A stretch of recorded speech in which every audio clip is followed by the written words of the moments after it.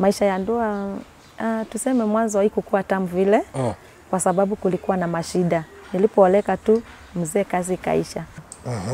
ICU ikasemekana sasa organs zote zimefail. Organs zimefail. Akakaa pale, ilikuwa hali mbaya sana. Hakuongea tena. Mpaka sasa date 1. Date 1 watu wameenda, mimi nimekataa, nimesema siwezi acha mtoto wangu. Ninakaa nje, masaa ya kuingia ndani inafika, lakini naenda tu ICU na muangalia na muombea. Na muombea, sikukuwa na la kufanya. Sasa ikifika date 1 ndio date 1 sasa 2019. Ndio nikaambiwa amepass kitu saa 6. What? Yeah, hivyo tu. So siku moja wakaniita, wakaniambia eti ni kama atamake. Sijui walitumia neno, akasema ati ni kama akili yake imekuwa garbage. Garbage.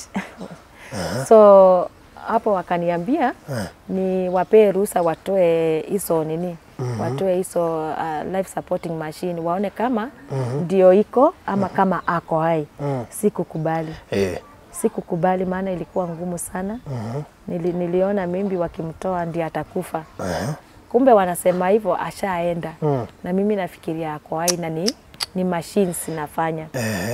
So nilipoenda nikakataa, wakanipatia time. The following day wakaniambia, wakaniuliza sasa natakaje. Nikitaka akae hapo milele atakaa. Kulingana na vile nitasema.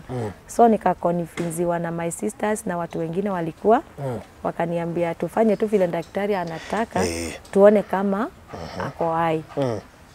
Tuone kama ako hai. So haikuwa rahisi sana, lakini ilimbidi tu nikubali. Nikubali, nikasema atolewe tu na nikaenda nje. Tukaambiwa turudi tena saa 10. Tuliporudi sasa tukapata wakakonfirm ya kwamba ashaanga. Hayuko. Ya ilikuwa ngumu sana. Sana kusikia kwamba ni mwaka moja tu. Januari umelusi mzee. Ndio hiyo mwezi wa 6 umelusi mimba. Sasa unaambiwa mzee hayuko. Before kanisa sifungwa kwa sababu ya COVID, nilikuwa nimeacha kanisa. Ndani yangu na kabisa. Hata maombi siombi, hata chakula siombei. Nimeona ni kama Mungu ameniacha. Ni kama Mungu anipendi. Ni kama Mungu anijali. Nilikuwa ndani yangu nilikuwa najua nakufa, nafuata mzee. Nilikuwa nasema siwezi ishi bila yeye. Siwezi ishi kwa sababu mambo imekuwa mangumu. So nilikuwa najaribu kuimagine vile nitatoroka niache hawa watoto. Niwaache niende. Ama naomba Mungu tu nikufe.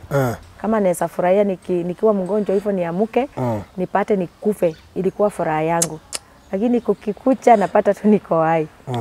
Nakasirika sana. Nasema Mungu, si ningekufa tu. Wakati corona ilikuja nikasema basi hii ndio itanibeba. Nilikuwa natamani tu hata iniue. Wakati ilitangazwa tu hivi imekuja. Sasa nikajua basi corona imekuja, hiyo inaua watu wengi vile tulikuwa tunaona China inafanya. Nikajua sasa hiyo ndio itanifagia.